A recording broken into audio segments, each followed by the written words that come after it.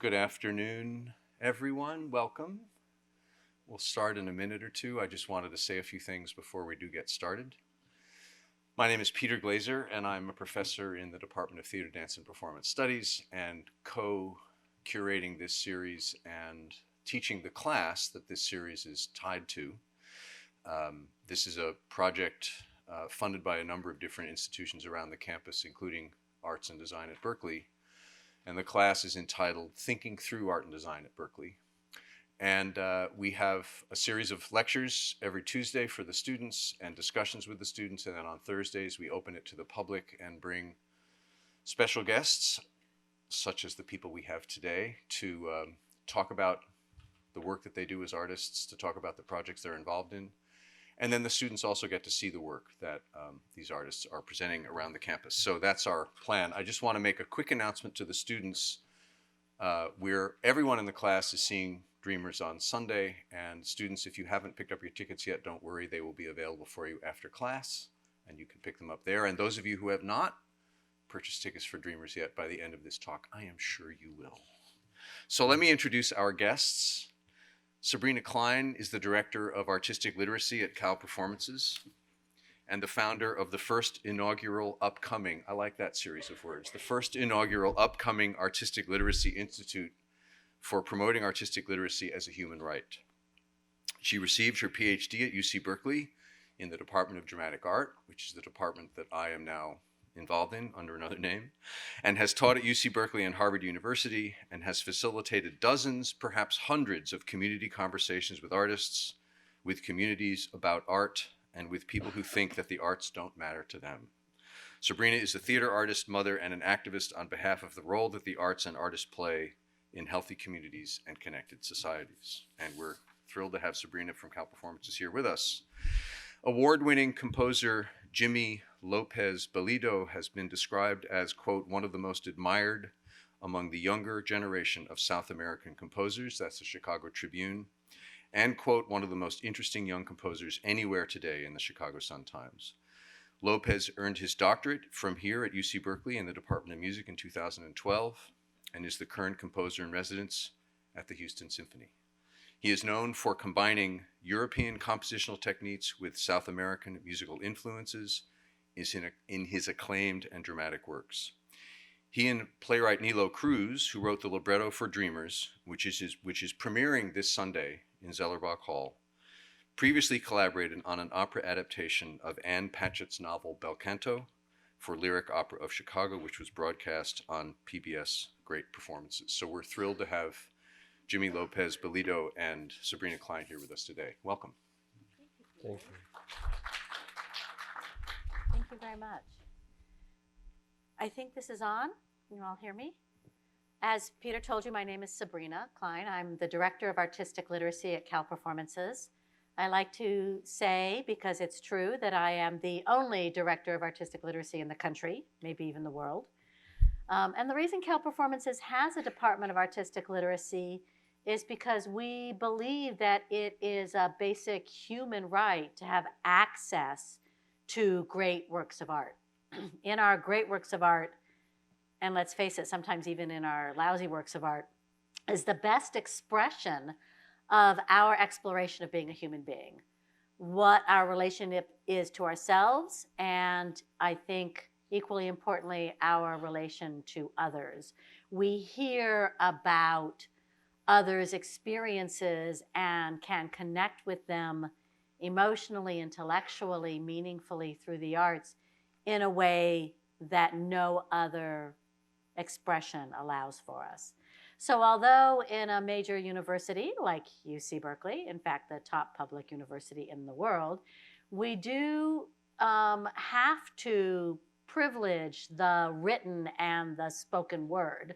That kind of linguistic literacy is really important. We also have to acknowledge its limitations. Otherwise, the arts wouldn't exist. We wouldn't need the arts to express those things that aren't necessarily easily conveyed in the spoken and written word. We have at Cal Performances a commitment to looking at the arts not just as a human right, but as an expression of creativity, arts, and learning in each human being.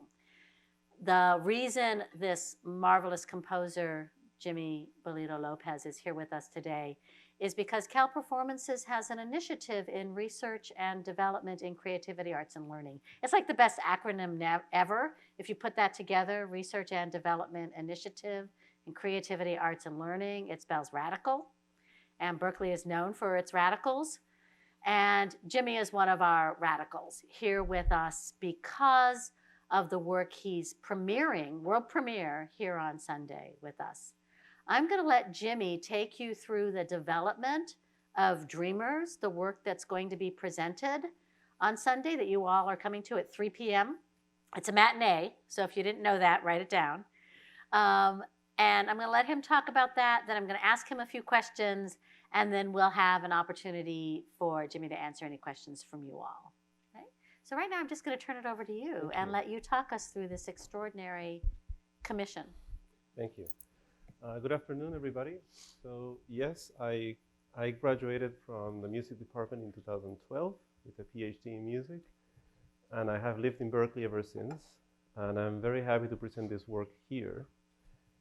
Dreamers is an initiative that is from Cal Performances, and its then artistic director, Matthias Tarnopolsky, and the conversation started back in 2016. It is a co-commission.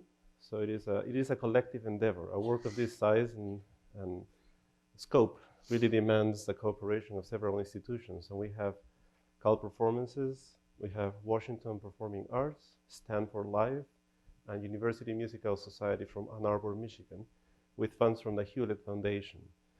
Now, I have actually been traveling quite a bit this past couple of weeks or more because all these organizations have been creating a dialogue around Dreamers, which I think is essential for a work of this importance and relevance. And so I was in Washington, D.C. for conversations with students and different communities, theater groups, and other people who will otherwise not be interested in a subject or an oratorio, for that matter.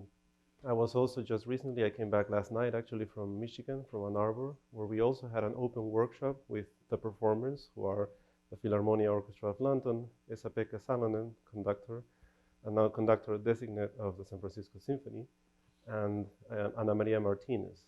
The two choruses that are going to sing Dreamers are Volti and UC Berkeley Chorus. So I was there in Michigan also in an open forum where we took questions from the audience, and we are trying to create this dialogue. So what I want to start with is just a short video that Washington Performing Arts presented. And I'm going to... I'll get out of the way. I'll just play it to you, and then I'll continue the presentation.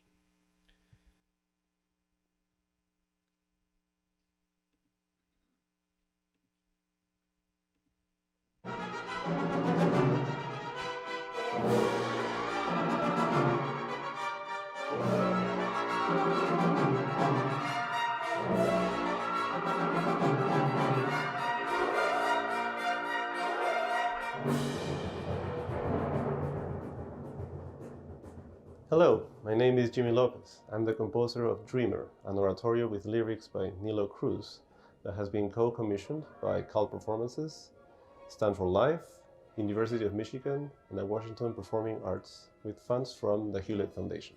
I invite you to experience Dreamer with us this season. We wanted to create a work that will be contemporary in many ways and also relevant to our day. What they're going through is just harrowing, and I've had these, illuminating interviews with them at UC Berkeley that have given me a whole scope of what it is that they're going through and their families. It's really incredible the variety of experiences that you have. One thing they have in common is this great respect and love for their parents and for the sacrifices they made, and almost like whatever status they might achieve won't really won't make a difference, because their parents will never have a path towards citizenship, and that also is heartbreaking. We want to create something that creates empathy, that we want to bring awareness to a topic that is often not understood and that is being used as a political weapon in a way. What we want to remember is that it's not all about politics, you know. It is a politically charged subject, but at the same time, these are real people with real lives who are being caught in the middle of, in the cracks, let's say, of the immigration legal system. We have to sit down and create a dialogue. And when you as an artist try to create a work of art, you are also trying to stimulate that kind of dialogue. And what music and what this, you know, what music can do in the combination with words is to stir emotion. I think given the subject, having Washington involved is very important.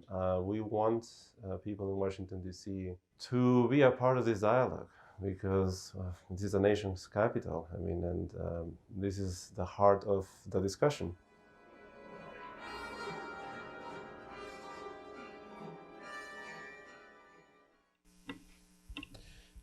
Okay, and the reason why I wanted to present this to you is because Washington Performing Arts is doing something special. They're going to simulcast our performance from Berkeley. So it is going to be streamed live on the internet, but in addition to that, it is actually going to be presented to, broadcast to a theater called the Sidney Harman Hall at 6 p.m. Washington, Eastern Time, as we witness the premiere here. So what I want to do next is just walk you a little bit through the timeline. The origins, as I was saying before, conversations with Rob Baylis, who is interim artistic director now, and Matthias Tornopolsky, former artistic director of Call Performances. That was in August of 2016, when obviously the outlook of this topic was very, very different. Do you mind if I jump in with a short story here? Please go with ahead. Rob and Matthias happened to be walking across campus shortly after the election results of the 2016 presidential campaign. And there was a group of campus students on campus carrying a big sign, undocumented, unafraid.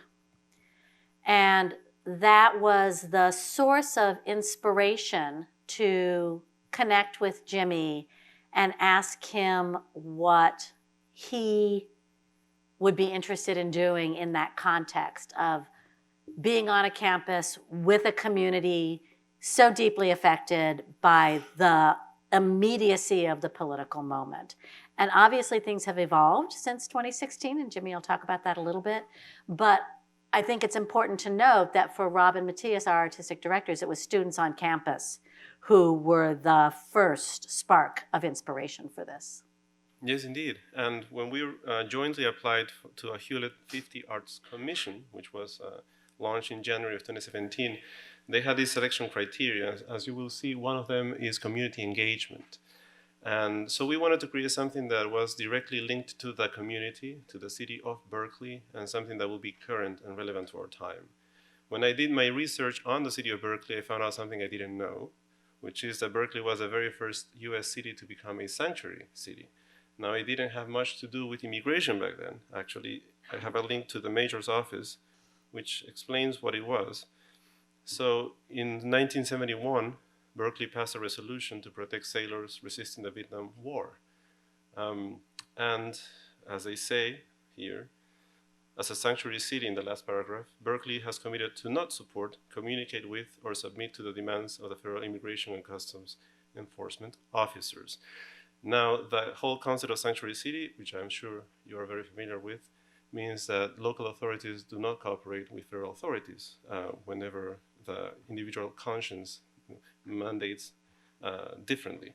So the concept of Berkeley being the first sanctuary city struck me as important, and that also became like the basis of the whole dialogue. The recipients of the Hewlett Foundation were announced in November of 2017, which obviously didn't give me much time to work on the piece, and I'm telling you that, so the Philharmonia Orchestra has been in residence at Call Performances a few times already, and they had already scheduled the residency for March of 2019 when we were granted one of the arts commissions. And so that meant that we had to immediately, go on into the research phase, which was conducting interviews. And we conducted 2 sets of interviews. The first round was in January of 2018. The second one was in March of 2018. The first one was just myself and a few undocumented students from campus who valiantly came forth to discuss their experiences. And that was facilitated by Sabrina Klein and in cooperation with, between Cal Performances and UC Berkeley. That was very illuminating. I recorded those interviews.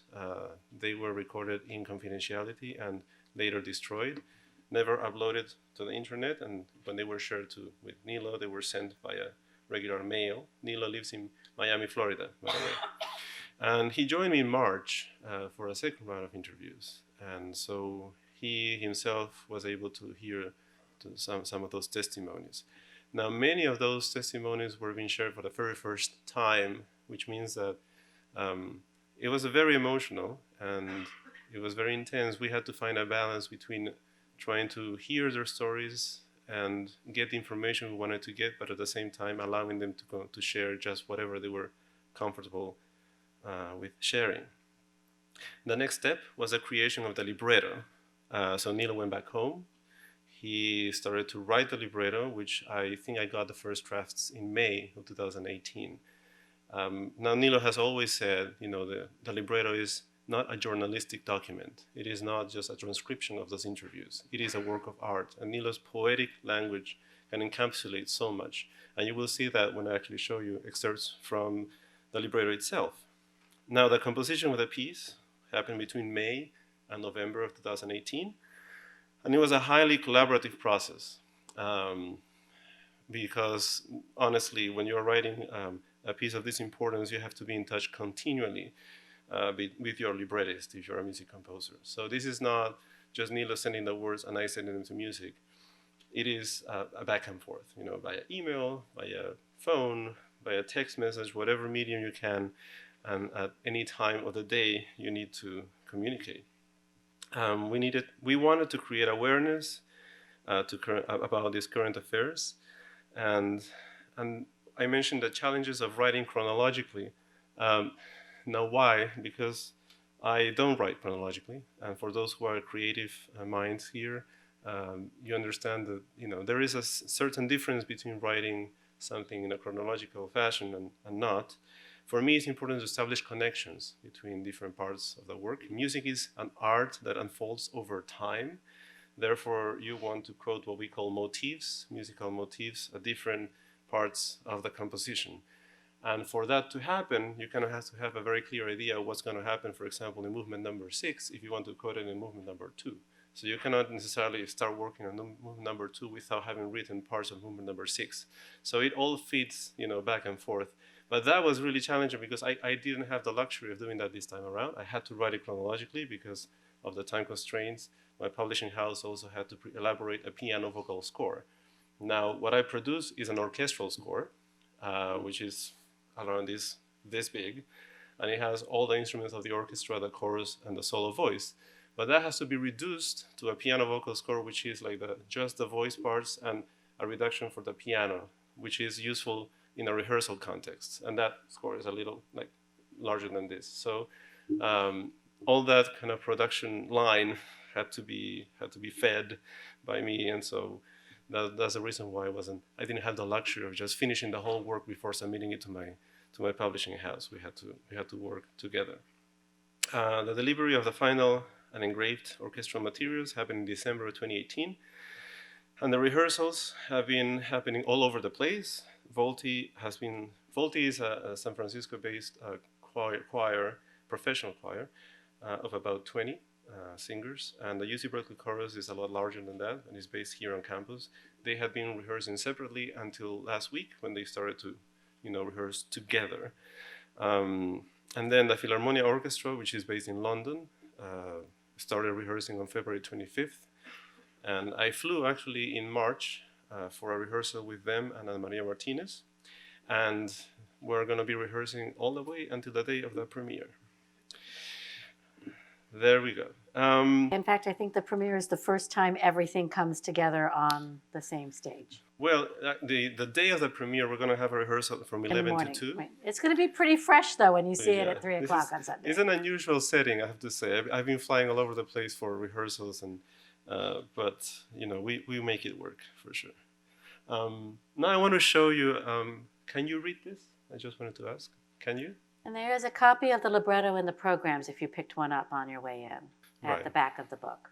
So this is Nilo's libretto, and I just want you to walk you through it really quickly. It is divided into 4 sections. The first of one is called The First and Longest Journey. And I really love the approach that Nilo had to this libretto. And if I ever had writer's block, it was right at the beginning of the piece, because the words are so grand and so biblical. I think they're grander that it was really challenging to set them to music. Before the divide of lands, before everything and nothing, there was the will to migrate. So with these words, Nilo is rooting the whole concept of migration to times, immemorial, and basically telling us that even though this is a very current subject, migration has been part of human nature since the very beginning, and part of nature as well, actually. It is. Then he makes references that are kind of, intriguing to me. Talks about leaves, 3 clouds, and I interpret that as journey, as movement. He talks about the Lord of the Shells. The shells were the very first coin that I think humanity ever used for trade, and they also relate to the ocean, the expanse of the ocean, which has been the ultimate frontier, or was the ultimate frontier. Jimmy, are the notes in red your thoughts? Yes, good to clarify that. Yes, those are not Nilo's words. Then the chorus goes on to talk about, years before, fearless and barefoot women and men took their first steps and journeyed night and day. And I love that, he's talking about the freedom of movement, because back then people just moved around. They just walked, and without the fear of having to be stopped at a checkpoint. So there was no such thing. And it is just, that he's hearkening back to those times where movement was just free. Then he goes on a little bit, what I see is like almost looking at planet Earth from outside and then zooming in, because he then starts to give us a little bit of hints of where we are geographically. He talks about the puma and the eagle. Both are animals that are strongly associated with Native Americans in the north and in the south. The puma being more of the south. For example, the city of Cusco in Peru is shaped in the shape of a puma, and the eagle has been traditionally associated to Native Americans here in North America, and also to this day, a symbol of the United States. Then we go to modern day, talking about children who came along the highway. So now he's giving us a little bit of a hint that we're departing from that time immemorial world and going to modern times, talking about borders and boundaries. Then he goes to talk about settle in places deemed sacred and blessed under the watchful eyes of their gods. And by talking about that, basically the nomadic period of humanity has ended, and some people have started to form settlements, societies, and there's a reference to religion as well. So after we go from this grand section, which includes all the forces, the soprano, the chorus, and the orchestra, we go on to movement number 2, which is titled Borders and Boundaries, and that is for chorus a cappella. A cappella meaning that the chorus sings unaccompanied, no orchestra, no solo soprano. And here it becomes a lot more, let's say, focused on what we're talking about today, current affairs, division, fences, walls. The third movement, called Children, was initially a modest movement in terms of the proportions that it occupied, but it became larger and larger because as I started to write it, coincidentally, the whole child separation crisis started to unfold. So it was very, very tough because there was no time for me to relax. I mean, I wanted to turn on the TV and all I saw in the news was this. And that made it very immediate and very real. And so I will have to come back to Nilo and say, Nilo, could you give me just, a few more verses? And yeah, sure. And then the next day it's like, Nilo, I think I need 16 to 20 verses more.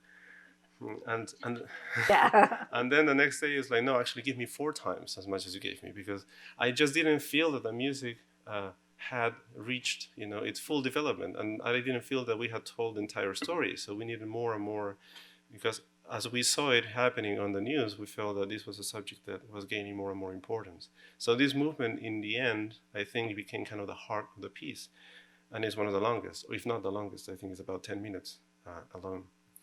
So one thing that he does beautifully is how he depicts, for example, the innocence of children at the beginning, talking about 2 years of age, 4 summers, tender as dawn, ancient as God, a new promise, a new joy in the air.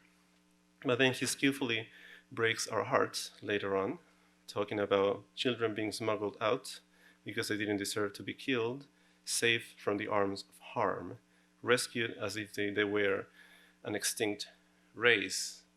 So those are very powerful words, and they're a direct allusion of the current crisis.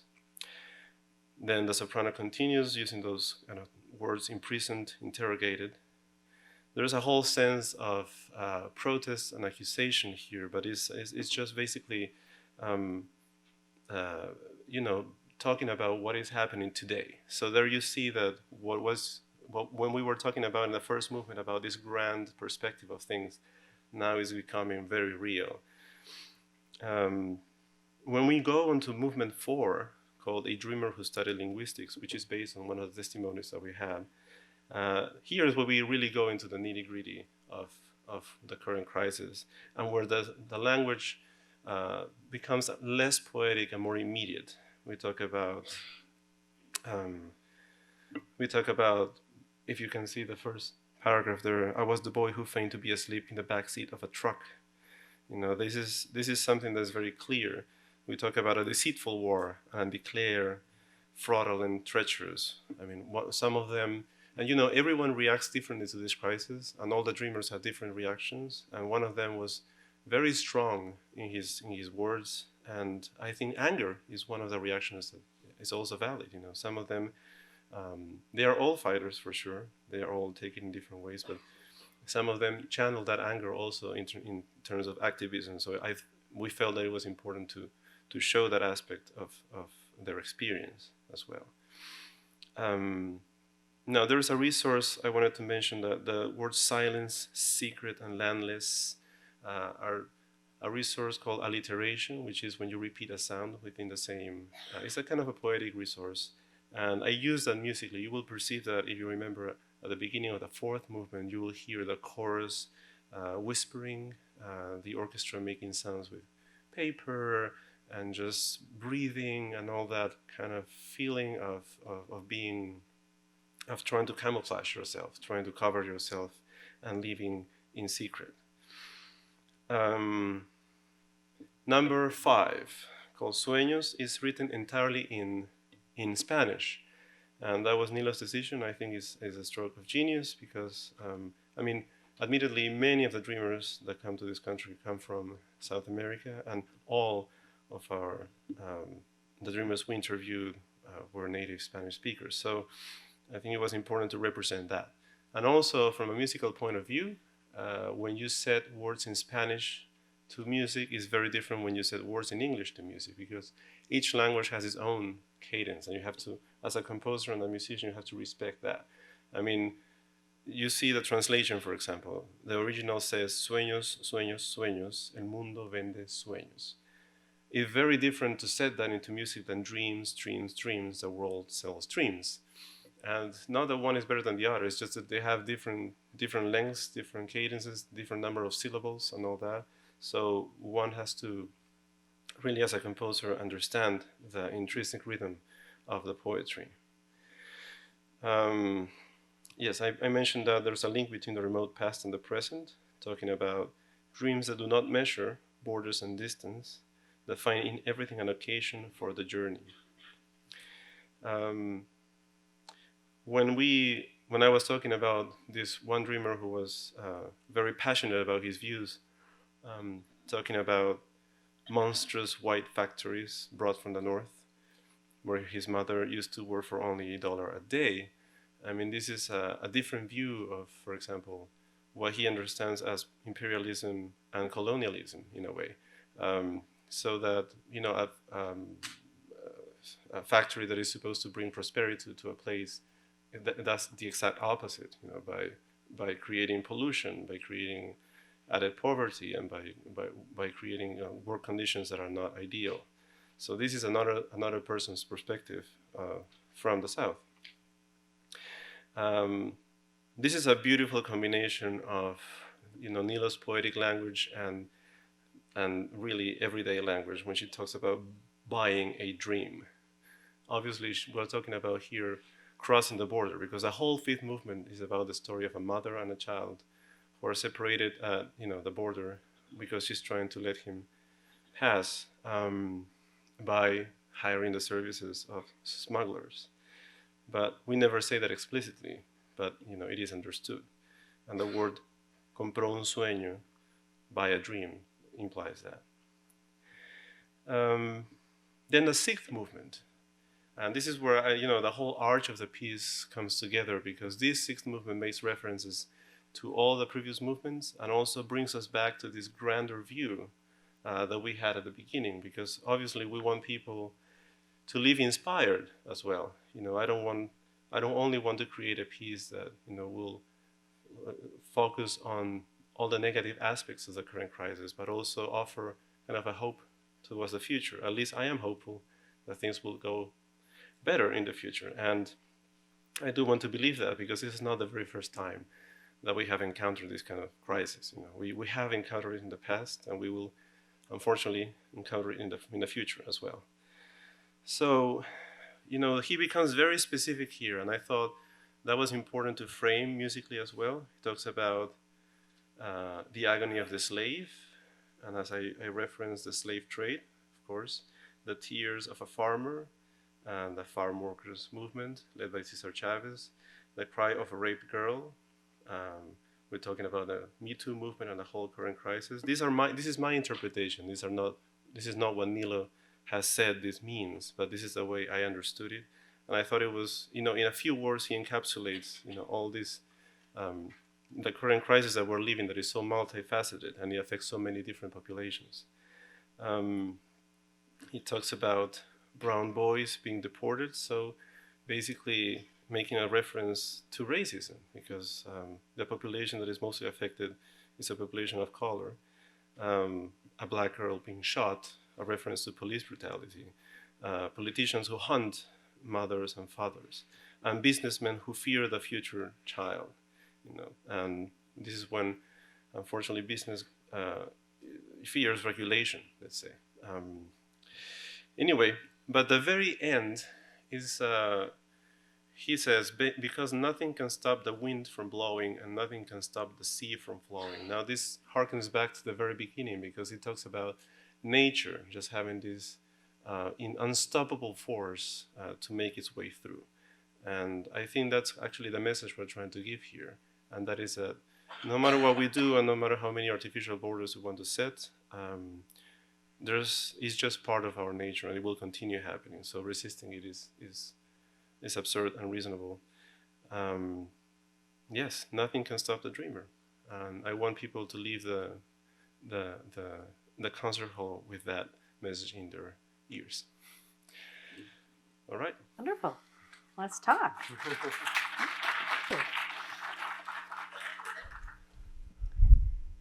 Well, a couple of things come to mind thank you for that exploration of the libretto, by the way. And for people who are not familiar with these terms, the libretto clearly is the text that is sung in an oratorio. I wanted to go back to one of your first slides where there was a quote from the Chicago Tribune. Yes. That said, or no, it was the New York Times. It said, "This is no ordinary oratorio," as if we all know what an ordinary oratorio is. So would you tell us a little bit about why you chose, what an oratorio is and why you chose it for this project and how we might expect to see that play out on the stage on Sunday. Right, so an oratorio traditionally is a form that has been used throughout the centuries to depict mostly at first biblical stories, like the story of the Nativity. One of the most known oratorios is Handel's The Messiah, which I suppose some of you have listened to. But in any case, it tells the story of the Nativity. So it was used to depict that kind of story, but it's different from an opera, for example. An opera is fully staged, and it has characters in it, and it tells a story from beginning to end, whether it be a love story, a tragic story, whatever it is. An oratorio does tell a story as well, but it has more of a narrative quality, where the chorus and the singers can take on different roles, and they narrate a story. There's more time for reflection. We are not so driven by action, because there is no action going on stage. To make matters a little more confusing, sometimes oratorios are semi-staged, but that is not always a requirement. And actually, most oratorios are conceived to be just played in concert, like the one you're going to see on Sunday. So they really have just a couple of components. There's the libretto, the poetics text that you just walked us through. There's the music you composed to paint the musical version of those words. There's this full orchestra, the Philharmonia Orchestra of London. It's huge. I don't know how many people are in it, but... I think it's for my piece, at least it will be a 70-piece orchestra. 70-piece orchestra and 80 singers and a soprano, world-class soprano, Ana Maria Martinez, singing that. And that's all there is, which is a huge presence, but there's a simplicity in all that complexity. Right. There is, the thing is, we have a single soprano. That's also a little unusual in the oratorio, because in an oratorio you'll find more singers taking on different roles. We decided to focus it on a single soprano, and she takes on the role of sometimes first person, second, third, or omniscient narrator. And those are all devices that Nilo used to tell the story. And the chorus sometimes comments, reinforces, or opposes whatever the soloist is doing. So all of this dynamic, this point of view continuously changes, something that would not be possible really in opera. Because in opera, the singer in front will have to stick to a single role. And in oratorio, she can embody many different voices. That's why I call it Dreamers, actually.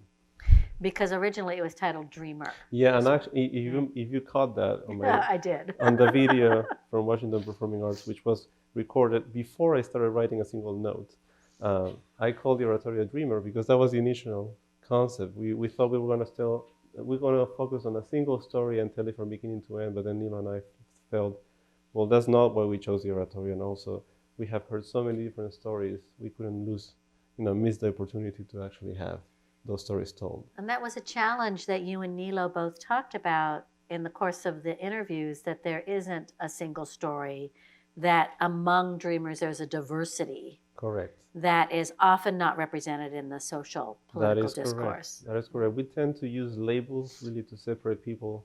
I think it's very convenient to have labels, but at the same time, you tend to dehumanize people by using labels. And the thing about dreamers is some of them came as babies, so they have not known any other country or language.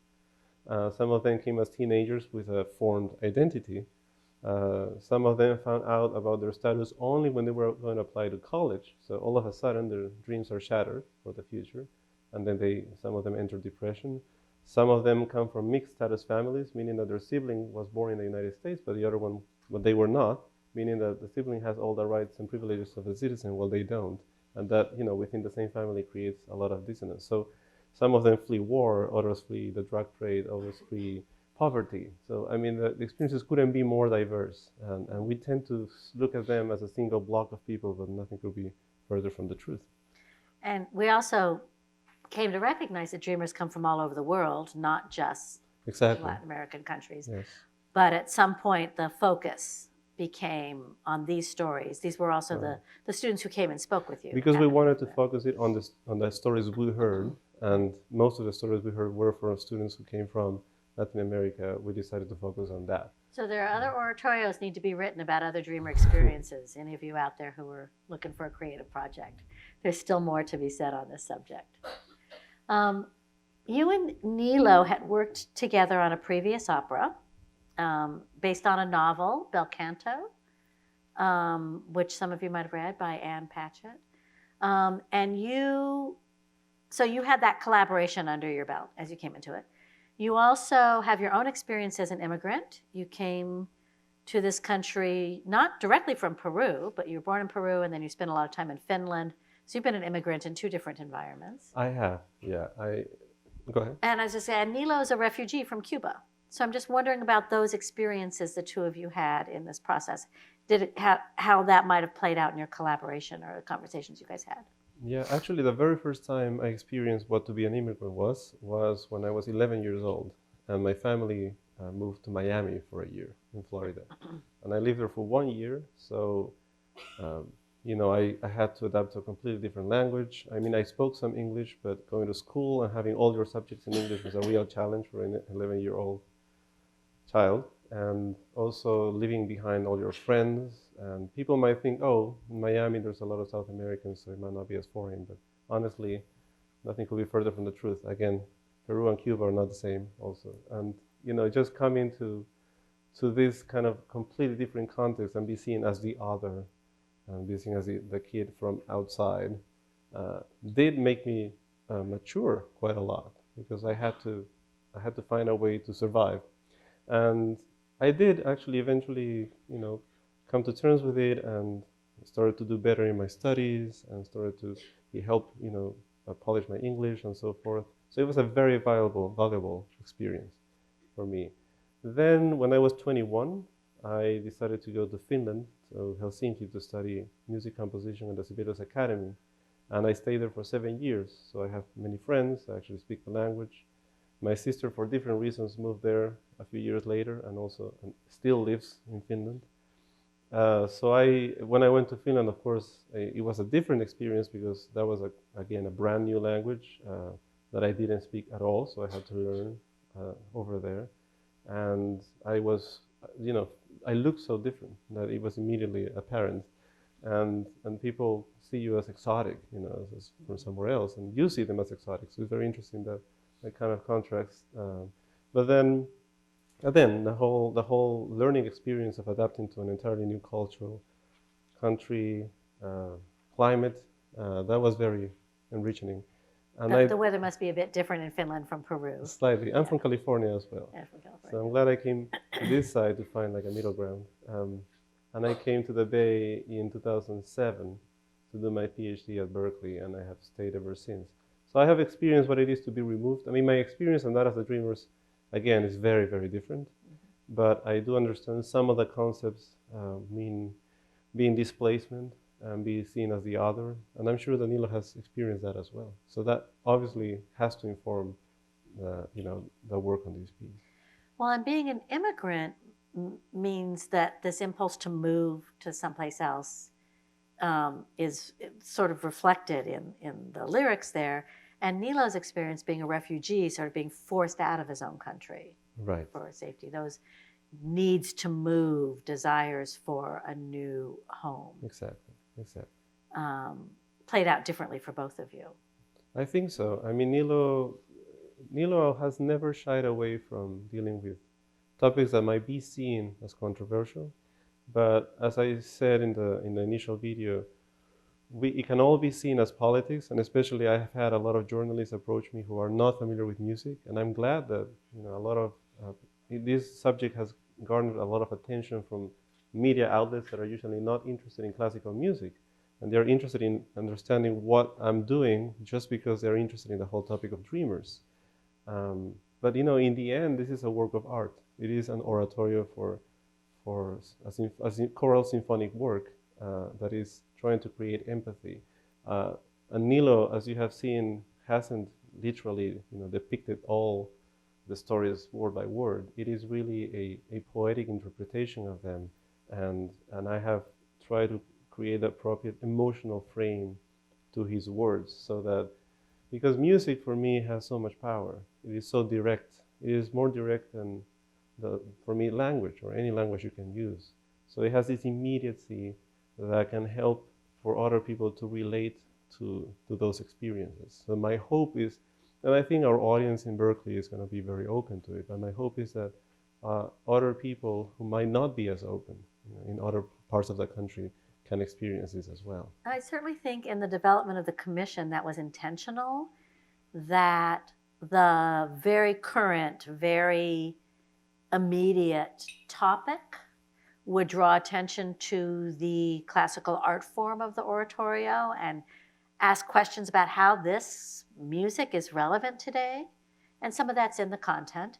But some of that's also in the way you make music, what you put into the music. You gave us a little hint of that when you talked about sueño, or the alliteration of the S sounds, silence, I forget what they are, landless. And that we would be listening for the music containing that sibilant sound, sibilant sound, with the sounds of paper, the sound of a kind of a rustling. Are there a couple of other places we might listen for on Sunday for how the music expresses what you hear? Well, I do a lot of what I call word painting in certain times. Word painting. Yeah, I like to call it word painting because I create kind of a musical aura around certain words. When we begin, for example, saying the word before, and as I was saying, that was really hard to come up with because I started different drafts. I started grand, quiet, somewhere in the middle, and then I went on for having the solo soprano starting an upbeat, saying before, alone, and then just have a Tibetan singing bowl continue that sound. Now I felt that it was important to start with a solo soprano because the very first sound that humans produce it was very likely that of the human voice. And after that, I put a Tibetan singing bowl because it's an ancient instrument that has been used in meditation and that allows us to concentrate. What instrument? Tibetan singing the Tibetan bowl. singing bowl. It's a bowl that is rubbed, circularly, and it produces this ringing tone. And so when you hear her come in with a word before, then after that you hear this echo of the bowl just ringing. And then when we talk about the divide of lands, I come in with a chorus quietly, and when we put the word divide, I open up the harmonies in what we call in music a divisi. So from a single note we come into a chord, and then that chord is sustained. And then when she talks about lands, then I ground it with like the double basses, the cellos, and the low woodwind instruments. So there's this opening, especially, kind of really draws the whole poetry. So even if we don't know all the technical aspects of music the way you just laid it out, we'll hear the music reflecting the poetry. Yes. And the... Well, the more you know about, of course, the technical aspects, then the more you will understand what devices I'm using. Mm-hmm. But I think even if you don't, you will have a feeling that I'm trying to give meaning to the words through sounds. And this is what enhancing the meaning of the words is.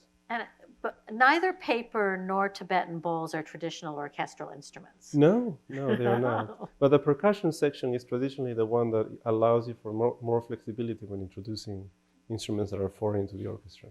Are there other instruments we might hear? Well, I did buy myself wind chimes on Amazon, which I actually kept on my porch. And those kind of beautiful, that just ring with the sound, when the air blows. Mm-hmm. And I selected them personally, and before sending them over to London. So I have those as well. So there'll be wind chimes. There'll be wind chimes. Well, we certainly heard the wind in the poetry. Mm-hmm. And the concept of movement that you keep reminding us. There is something that I call also the dream aura, right? Because obviously these being dreamers, there's for example, for those who understand more about music, I use a lot the whole tone scale, which has a little bit of this dreamy quality. It was used a lot during Impressionism, talking about composers like Debussy, for example. So I use that scale to create that atmosphere in terms of the harmony. But I also use that, and I use the vibraphone bowed to create these ringing sounds, and I use other instruments in the percussion section that allow you for this kind of suspended feeling. Also the harp in the top register. So there's not one instrument that creates, an effect. It is a combination of instruments. That's what we call orchestration, precisely. That's why it's an orchestra. Precisely. Yeah. Yeah. For me, the orchestra is a tool that allows you for so much variety, and so I don't think it has any comparison to other tools. It's the most rich for me. Mm. We're going to take questions from you all in just a minute. I'm going to ask Jimmy one last question while you organize your thoughts, and I think a microphone will be available so we can hear your questions for Jimmy. You've given us a lot of sense of what matters to you and how you work. If we wanted to really see Jimmy Bellido Lopez in this piece, what should we look or listen for? I prefer not to tell you what to listen to. Oh. Yeah, I'd rather leave you, what I keep saying, come with open minds and open hearts, regardless of your views on the subject or your experience or not in the field of music. I think I prefer for the audience to let themselves be carried away by the music and the words. And so coming without any preconceptions of what the piece is better. It's good to come informed, like what we had today is important, I think, for all of you, and it will enhance your experience for sure. If you want to research a little more on my music, that's also good. But in the end, this is a brand new work, which is unique and special. And I'd rather have you just really come with like a blank sheet of paper, just ready to receive. And then after that, form your opinion, have a discussion. And if you are not very much informed about the subject, well, I assume everyone in this room is, but those who might come or might watch the live stream are not. My hope is that they will do more research on the subject. And for those who are not familiar with orchestral music at all, I invite you to listen to the second half also, which has nothing to do with Dreamers. It's The Firebird by Igor Stravinsky, a great 20th century composer. And it's a fantastic piece of music as well. So definitely stay for that. And it'll be a complete contrast, I think. Yeah, I mean, one is also structure and ideas. One is vocal, symphonic. The other one is purely orchestral, which I have written also purely orchestral works. Most of my output, indeed, is for orchestral works. So my hope is that this will open a door for you to listen to more symphonic music also. Okay. Wonderful. Do we have a few questions from you all? Just great. Bringing you to microphone. I love the idea of tying, migration, just a kind of overview to see that it's not like something that's happening right now at this moment. It's been going on forever and going on all over the world. And the way we've handled it is that we've opened, not we, the world has let the butterflies fly freely, and we don't try to stop that. So I want to congratulate, the whole thing sounds fabulous, but the idea of putting it in context of nature and migration, I love that. Thank you. Thank you. And I love that you mentioned the butterflies, because I recently found out, due to the research that Wei Cheng, one of the choral directors, made, that the monarch butterfly, the orange butterfly, is a symbol of migration, actually. And we haven't made a decision yet, but we're probably going to have the chorus wear orange ribbons as well, which also have a separate meaning against racial discrimination and all that. So, but yes, indeed, it's as I said, it's a subject that is really as modern as it might seem and as current as it might seem, has been with us always. I do have to say that I've appreciated watching your journey and Nilo's journey with this.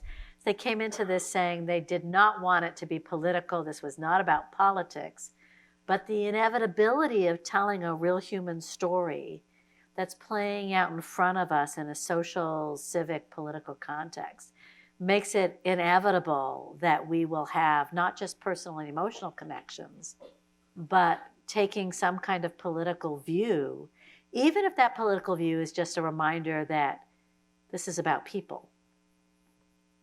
Right. Well, it is, my intention is not really to change that person's political views in that, they might continue to support this or that party or this or that politician. My hope is that they will understand that this goes beyond politics. There is something that goes beyond which is the common human experience and the dignity of the human being. When you trespass those barriers, you are not anymore talking about politics. And that's why I think that this subject, even though it might be framed within the limited scope of politics, it really has already gone beyond that. It's about human decency. It's about basic freedoms that are being denied to people, all just in the name of politics. And politics is not, unfortunately, well, it's not that grand of a subject. It doesn't have the capacity to incorporate all of human experience. Politics is very, very narrow, as demonstrated by the current deadlock or gridlock in Washington, D.C. right now. So we have to go beyond that, and this work goes beyond that. And you do that in this piece by taking us back to before. Exactly. And projecting us forward. So my hope is for people to really understand that there are human beings behind these stories and to try to put themselves in their shoes and see, well, what would I do? Or what is the right thing to do, regardless of your political affiliation. Do you have any more questions? I thank you so much. This is wonderful. Could you talk a little bit about the link with the music from Latin America? And you mentioned a little bit about percussion because it's such a strong and important part of the music, and how you wove that together, particularly drumming. Well, my works are inevitably influenced by South American sounds because I come from South America, but I have lived in different places. Like I lived in France for a year, I lived in Finland for 7 years, I live in California for almost 12 years now. So at this point, my music is a little more cosmopolitan than South American, to be honest. But there is, of course, a presence of Latin American music in it. But I haven't made any deliberate effort to include Latin American music into this piece. There are other pieces of mine that are more strongly influenced by it, like even in the title, one called Peru Negro, which is, it's an homage to Afro-Peruvian music, for example. But in this one, I really let myself just be carried away by the words. And I felt that, giving it, if I had, for example, put like a specific geographical reference in the music, I think I would have taken away from the grand perspective that Nilo gave me. So universal. Exactly, the universal. So I decided to go on with something that, doesn't necessarily make any direct allusions, but I mean, the presence, the rhythm is there. So it might have snuck in there, but you'll have to let us know where you hear it. There's another question in the back.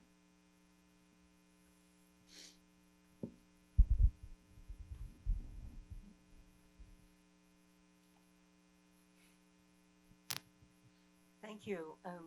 Can you hear me? Yes. It's on. Pardon? Point out. Yeah. Okay. Yeah, thank just you, tilt it Peter. a little bit more towards your mouth. Thank you. Yeah. I think the aspect of artistic literacy is one of the most important things we can offer students.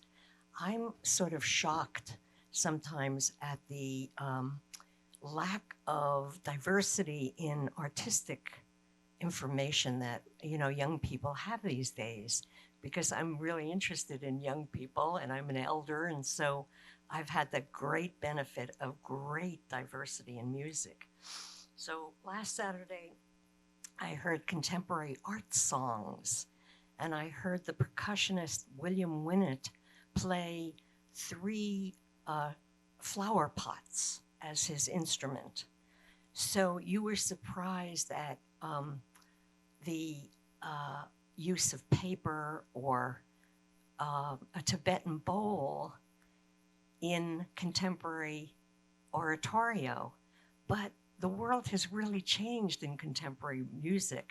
So I think that some of the students in listening to hip hop and other percussionists might actually understand the diversity of instruments and a larger context. And I do think that the Western orchestra is a fantastic element, but there's just so much artistic literacy that needs to happen at UC Berkeley. I'm speaking up for that right now. And thank you I am so sorry I can't attend, because I'm going to see a one-woman show called Why Would I Mispronounce My Own Name?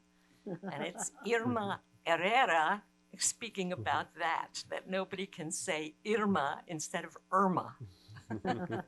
So I Well, look thank you for forward your to live comment. streaming it. Yeah, thank you. And certainly using non-orchestral instruments in orchestral instrumentation is not new, but you've selected specific pieces for this orchestration that. Yeah, those choices have to be born out of need, out of necessity.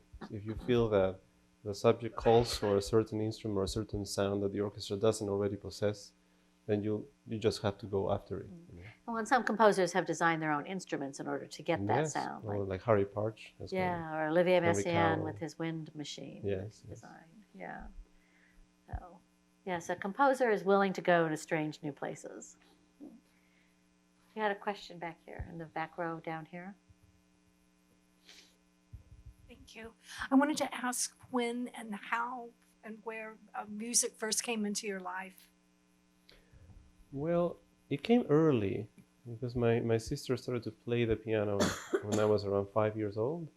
And I started to also play a little bit, but I didn't take it seriously until I was 12. But I don't come from a family of musicians. My father was an architect. My mother is a retired elementary school teacher, and my sister is a biologist, so I was kind of strange. And I never met my grandmother, who I was told used to play tangos on the piano, so that's my own connection with music in the family that I have. But my parents were very understanding and very supportive, so that definitely helped. I think when I was around 12 years old, and especially during that year in Miami, when I think I turned into music more because as a vehicle of expression, because it was so hard to deal with the outside world, and that kind of helped me focus. So after that, I focused more and more on music. And music is a language that communicates across. It is a way of communicating, for sure. I'm curious about what your expectations are for hearing or seeing an oratorio. Just quick show of hands, how many of you have seen an oratorio in performance before? Okay. How many of you have just heard one, a recording? So I'm just curious about your expectations, knowing that there's a 70-piece orchestra on the stage with an 80-person chorus and a soprano, and what the topic is about now. And you know more about the libretto than almost anybody else, except Nilo and Jimmy and the singers, the chorus. What are your expectations? What do you expect to see or hear?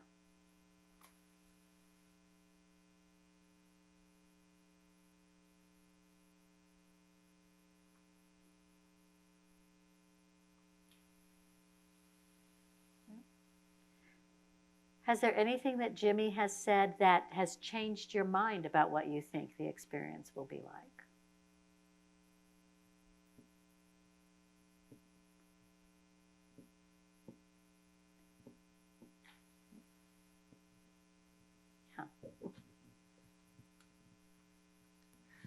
I'm sort of curious about the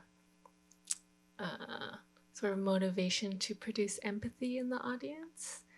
And I guess I'm going to feel sort of guilty if I don't feel empathetic, but I wonder if you could say a little bit more about that, like how, besides the actual text of the libretto, like the story, how might the music actually produce a sense of empathy for a listener? That's a great question. Well, it's a very different experience just reading to the libretto in the the quiet of your studio than listening to it sung. And I think it's the same for any. If you take the lyrics out of a song and you just read into yourself, and then you listen to the song, you understand that music on its own has already the power to communicate certain emotions. So when you set text into music, you can either reinforce the message or subvert it. There are very different ways that you can set a text into music. And by creating this frame, you can you never can dictate what emotions the audience is going to feel, but you can generate some kind of emotional response from it. And I think this is the power of music, because music without words already is capable of eliciting emotions in you. When you add another layer, like the text in this case, it can actually have a more profound impact. Ideally, you want to create a work of art where the music and the words are inseparable from each other. And this is what I was talking about, something that is highly collaborative. And when I feel that I need more text and I need to change the text, then I would ask Nilo to do that. And sometimes I will ask for his opinion on the music I'm setting, and seeing what his feelings are about it and what he wants to communicate, and if he feels that the music is communicating that. So ultimately, we want to create something that is inseparable, where looking at the libretto won't be enough. And we don't have a recording of the piece. That's why I haven't played any selections of it. Otherwise, I would have played excerpts of the piece. But in the future, I probably, every time I show the libretto, I will accompany it by the musical excerpt, because they're really interlinked to that point that they're inseparable. Yeah, this has been interesting, very, very much so. I'm wondering if you're at all familiar with another piece that deals with migration and refugees by Manthia Diawara of Mali, called An Opera of the World. I don't know that piece. It's actually, it's a staged performance that was also made into a film that was shown at Documenta a couple of years ago. And it's hard to find in America, but I would recommend it, because it also is trying to convey empathy and an understanding of both the temptations and the risks and the life-threatening risks that people taking your life in your own hands, whether to leave the village, whether not to leave the village, and then what happens if for those who followed the Pied Piper of the coyote, in a sense, and then get stranded on the beach, and where they get fleeced for more money yet, and then they try to make it across the Mediterranean, and that is a tumultuous crossing from North Africa.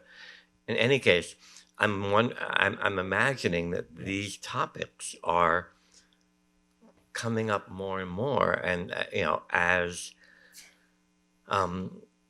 streams for art and for artistic expression, because they're so real, they're so present to us, as opposed to old historic operas or oratorios. I'm wondering if you're aware of other people who are also treating these topics in musical form or dramatic form. Well, I don't know about these particular topics, but there are quite a few groups who are composing around current issues, who are very interested in drawing attention to things that our society hasn't paid attention to in a way that they would like.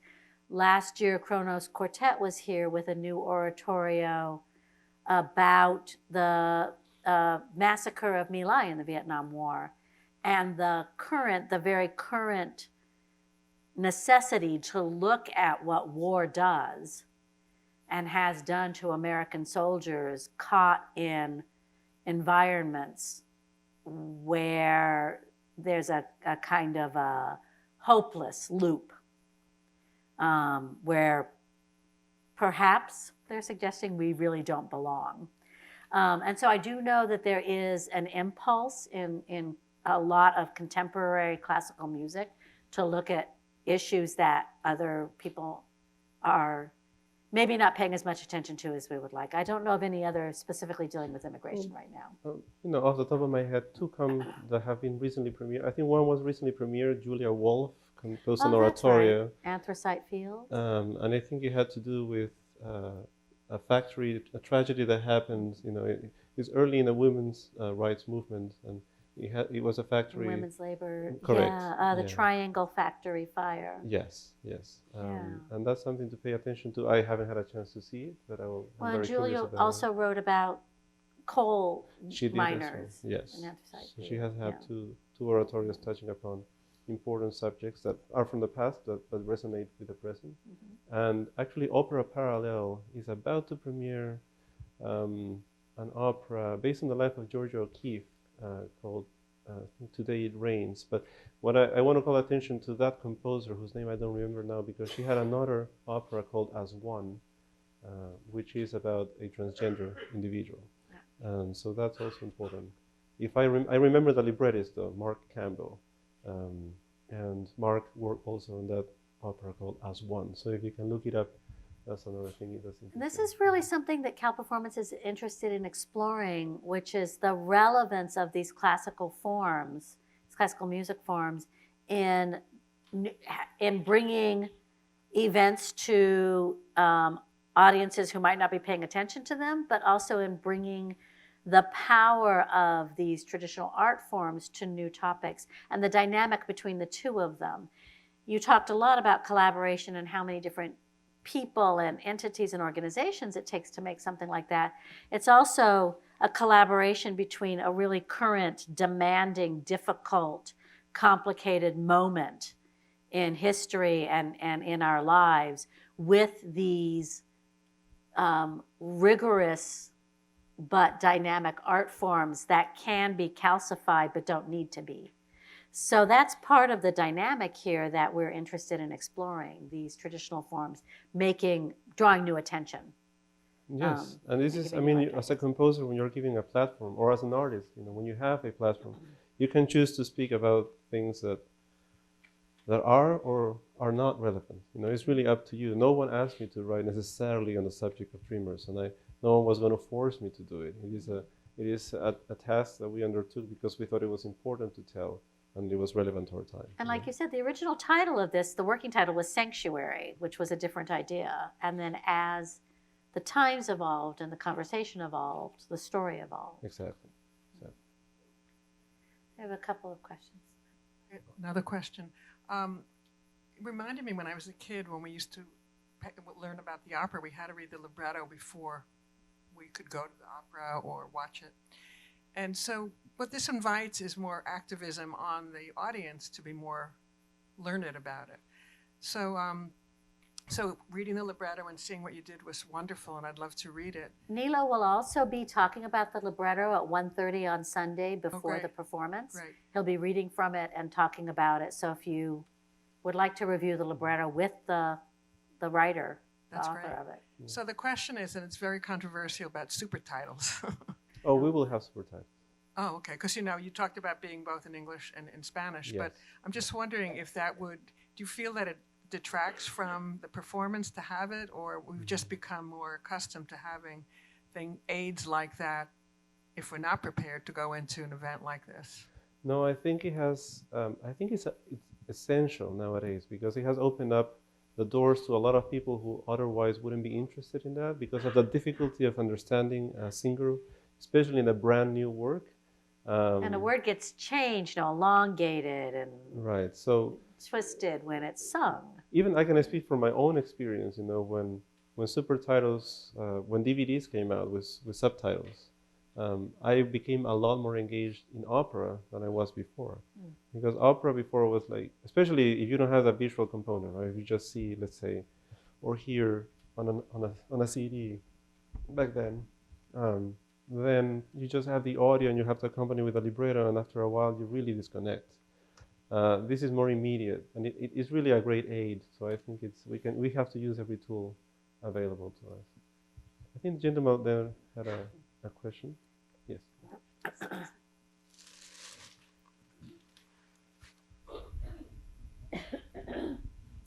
Thank you. You wrote this piece for a very big group of people, right? Can it be scaled down to a much smaller group? Conceivably it could, but I don't feel motivated to do that just yet. I mean, I'll wait until the premiere and see, but I think the impact might be diminished if you have smaller forces. I believe that there are other pieces that will lend themselves more to that, but I'm afraid that diminishing the impact would actually make the piece less effective too. There's a conscious application of the grand and the big, the conjuring of deep time and space in the largeness of orchestral sound, and then the singular soprano voice, the intimate, the individual. And these things are not possible in alternate forms. So something different happens. If you decide to do it, it would be very different. I think so too, yeah. And I somehow feel that, you know, had I conceived it for a chamber ensemble, for example, and soprano, it would be very, very different. Yeah.